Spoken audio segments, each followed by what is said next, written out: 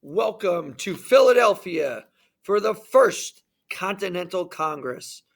In September of 74, we meet here in this beautiful building known as Carpenter's Hall. You are hearing this right now because you have been selected by your representative colony to serve here on behalf of them. This Congress is meeting here in Carpenter's Hall, Philadelphia, to decide how to react to the British actions known as the Intolerable Acts. The British passed the Intolerable Acts, as you know, to punish the people of Massachusetts for their role in the Boston Tea Party. The Intolerable Acts hosted a number of punishments. For instance, it closed the port of Boston, as well as suspending meetings in some places, eliminating the colonial right to self-govern in Massachusetts. It's even enhancing the Quartering Act and forcing more people to feed and shelter British soldiers in their homes. Lastly, we now know that British officials and soldiers are almost invincible in Boston because any crimes that they're accused of, they will not have these crimes taken care of here in the trials in the colonies, but in fact, they will be transported overseas where they'll receive a quote-unquote fair trial. Some members, including myself, of the Continental Congress, say that these British actions threaten the rights of all the colonies, not just those people in Massachusetts. If the British government could suspend rights in Massachusetts, it can suspend them anywhere. On top of these intolerable acts, the governor of Massachusetts has closed the legislature, and even the governor of Virginia has shut down the House of Burgesses. Both governors were appointed by the British government, so they felt like it was their right to shut down these very important government structures.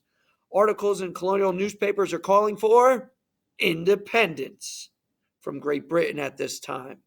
So is this the right time to declare independence?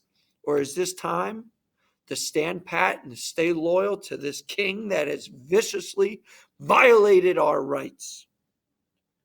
At the moment, the people of Massachusetts are asking for us to all boycott British goods. But Massachusetts wants more. They want unity in these actions. They want united action against Great Britain. The Massachusetts delegates have presented the Suffolk Revilings, as you've seen here, to the Congress. And they state that the Intolerable Acts are, quote unquote, murderous.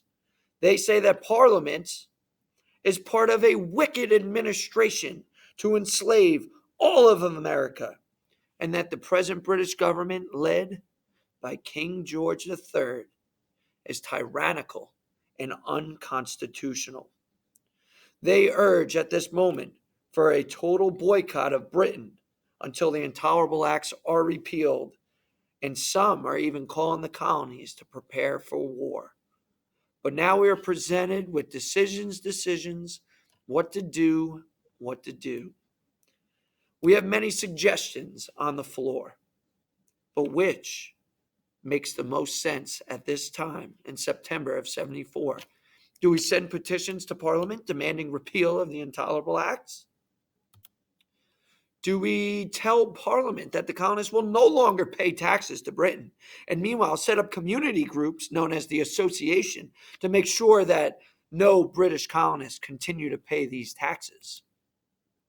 Do we organize a boycott of British goods? Do we set up community groups to make sure that no pro-British colonists continue to buy British goods, sell goods to Britain, and consume British goods?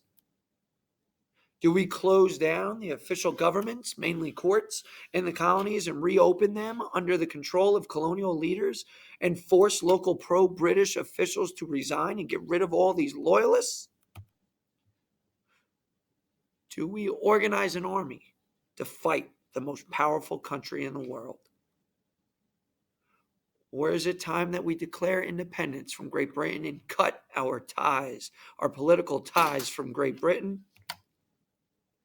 Or is this the time to compromise with the British and ask for more rights within the empire in exchange that we will pledge to obey the law and pay for the destroyed tea? Or lastly, do we obey the law and pay for the tea? The colonists are also Englishmen, so they need to follow the rules laid out for them by the British government, even if we perceive them as rights violations. It was wrong to destroy the tea, so the people in Massachusetts must accept the punishment for these actions. Which of these options will bring a speedy and peaceful resolution to this problem? Or at this time, is peace no longer an option and war is what is the only option we have left?